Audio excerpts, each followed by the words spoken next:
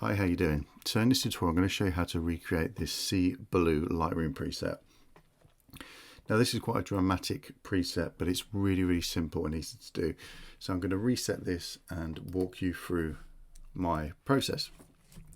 Okay, so the first thing I want to do is scroll to the top and just bring the exposure down to 0.9, so just nearly a stop under. There we go, just going to darken it a little bit.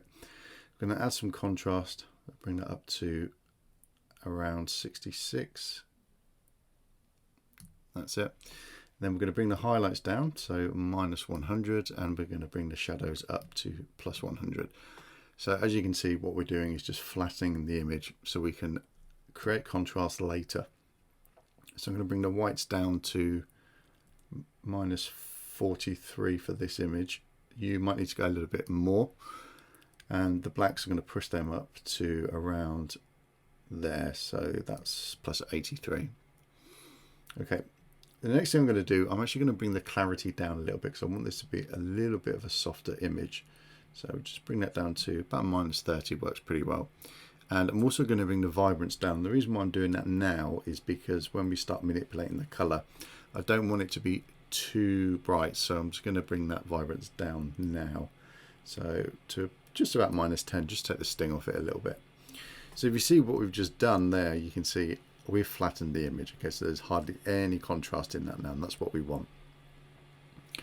So the next thing is to come to the tone curve, and we're going to make basically an S curve that is that has matted whites and blacks. So quite simply and easy to do. So it's going to make 3 selections to start with. And I'm going to bring the whites down to about there, and I'm going to bring this point here, just bring it down a little bit, and then the greys, I'm going to bring them down and across a little bit, and then this point here, these blacks, I'm going to pull them down, and then I'm going to pull the black up to about there. So that gives us a nice muted look to the image, and you can see there, that's what it's done. So I'm going to copy these settings, so right click and then copy settings, go to the red channel and right click and paste. And what I'm going to do is I'm just going to bring up the white so it's not matted on these ones. So right click, paste, bring that up, and then the final one, blue, paste, and I'm going to leave that as it is. So I am going to matte them blues off. Okay, and that's what's going to help us with the blues later on. So you can see there we've made the image look awful by adding loads and loads of contrast and matting off the whites and blacks. So let's get to the colors. So what we're going to do in essence is we're going to change some of the hues, but we're going to saturate a lot of the colors to get rid of it, and then just brighten up 1 or 2 main ones, and then add some color grading to it. So let's start with the hue. So I'm going to just jump to the orange and bring that up to around there, 36, and the yellow I'm going to bring that up just a little bit, about 5, and the greens I'm going to bring that down to around minus 42. That's looking good. And then the purples I'm just going to bring them up a little bit to 10, and then the magentas I'm going to bring them up to around 26, 27. That looks good. So let's come to the saturation then. Let's take a little bit of red out. There's not a lot of red in there, so just a little bit, minus 8. And then the orange, I'm going to bring that down to about minus 70. And the yellows, I'm going to bring that down to about there, so that's minus 54. And the greens, I'm going to bring them completely out. And the aqua, I'm going to bring that down to about 90, 91. That looks pretty good. And then the blues, I'm going to bring them down to about minus 70. And then the purples, minus 10, and the magenta, minus 20. So let's bring that down there. And then minus 20, there we go. So then we're going to just come to the luminance. I'm going to drop that red to minus 13. I'm going to bring the orange up to there, so that's plus 24. And then the yellows, I'm going to bring that up to around the same, maybe a little bit more, plus 26. I'm going to bring them greens down -20, and then just bring down this blue to around there, so that's about -24. That looks good. Okay, so let's have a look at what we've done with the color. So you can see there was the tone curve, and then we've stripped a lot of the color, changed some of the hue, and just brought the luminance up in some specific areas. So now we've done that, we've got the chance to add some color back in. So I'm going to go just onto the shadows here, and I'm going to type in a hue of 205 and saturation of 17. There we go. That's looking pretty good.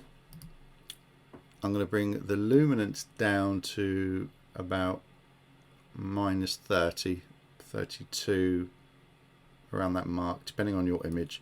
You'll be able to gauge that yourself.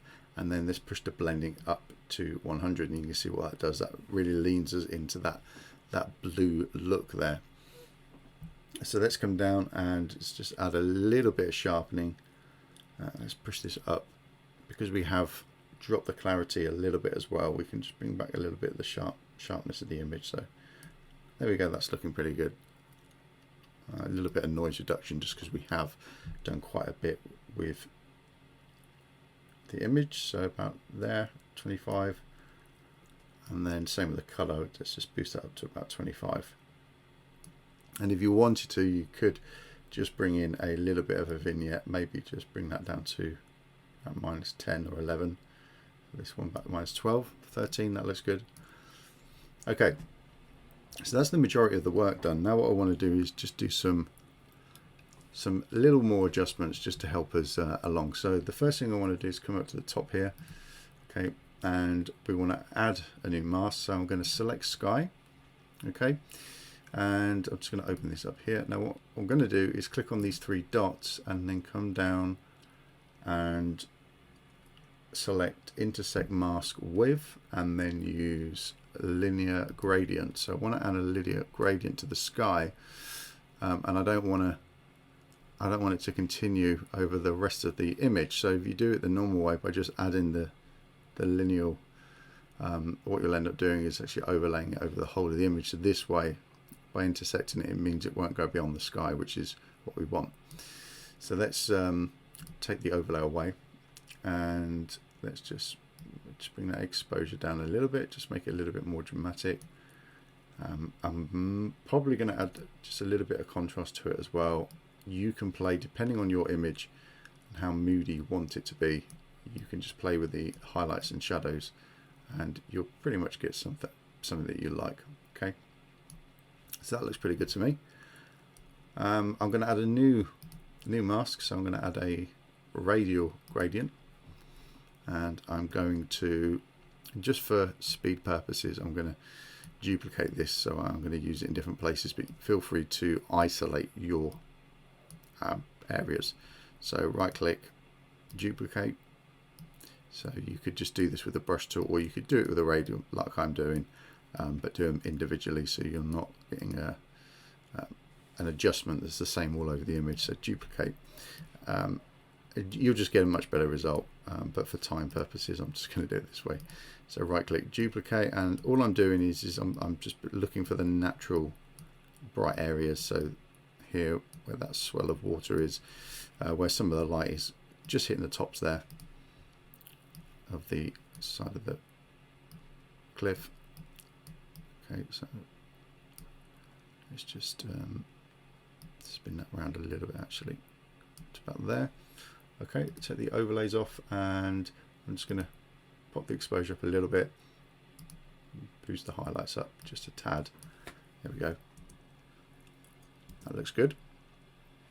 I'm going to add actually another one down here, just because I don't want this to be a big blob of black down here, so I just want to push that up a little bit just to get a little bit more detail in that foreground, which I think it would benefit from. And as well, you can always pull out of the picture like I'm doing here, and you can make it harder by pulling the center out, so you can really get that exactly how you want it to look. There we go. That looks pretty good to me. So that's how you do it. It's as simple as that. So them adjustments, and then just a few localized adjustments, and you can get some real precise edits there on the things like the cliff. So let's press the Y key. That will show you the before and after. That's how you do it. So it's a real nice sea blue. It's very, very good for dramatic seascapes. So I hope you've enjoyed that. I look forward to seeing your images like this, and I'll see you on the next video. Take care. Bye bye.